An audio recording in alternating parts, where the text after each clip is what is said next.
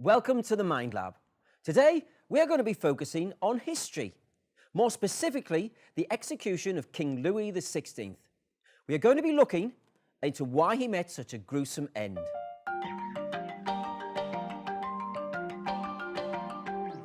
So King Louis XVI reigned over France from May 1774 to September 1791. A few years later, he was executed by guillotine on the 21st of January 1793 at the Place de la Révolution in Paris, a spot formerly known as the Place Louis XV. This execution meant that Louis XVI was the last of the Bourbon monarchs to rule France. But why was he executed? There are many factors that lead up to that fateful day in January.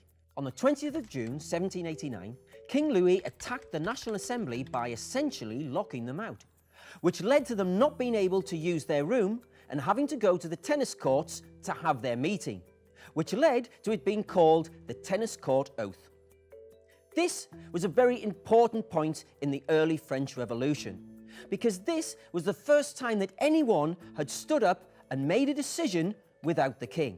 It had 576 out of 577 votes. This was where the National Assembly was formed. The attack on the Tuileries is another factor. The National Guard heard of a rising, so tried to protect the palace.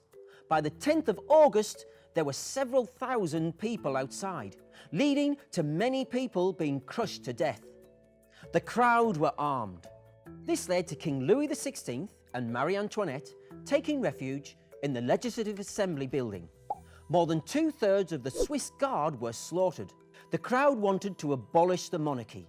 They gave the Legislative Assembly an ultimatum: abolish the monarchy or we will revolt. So the Legislative Assembly listened to the crowd and they abolished the monarchy. For more information on this, you can check out our video on the attack on the Tuileries, which goes into more detail. What could arguably be one of the most important factors would be that Louis XVI did not cooperate. He was given many changes, but he felt that these changes were too abrasive and didn't want to change.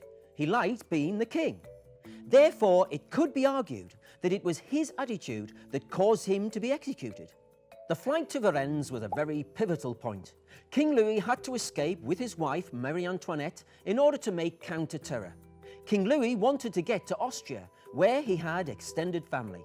It was during this that the public grew to trust him less and less, and became more angry.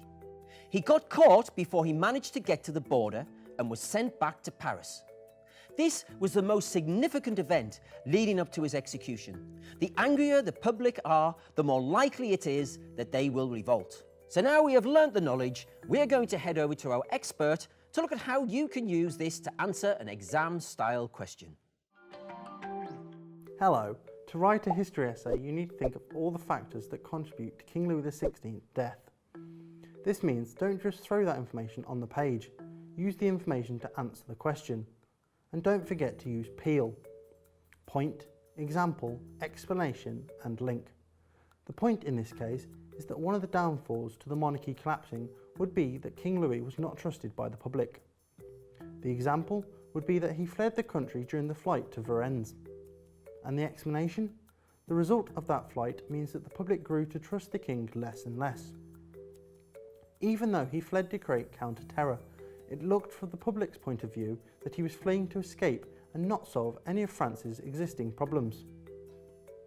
And finally, to link it back to the question, this shows that this was to a large extent that the public not trusting the king did contribute to the downfall of the monarchy. Using this method means you can't really go wrong when it comes to the exam. But remember, you only need a small amount of history.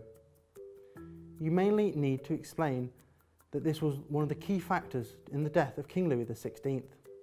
Remember this when it comes to your exam. See you next time.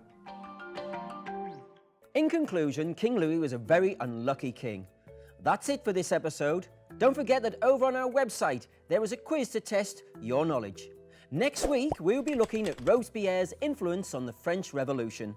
Please subscribe and check out our social media. We've been the Mind Lab. Thanks for watching.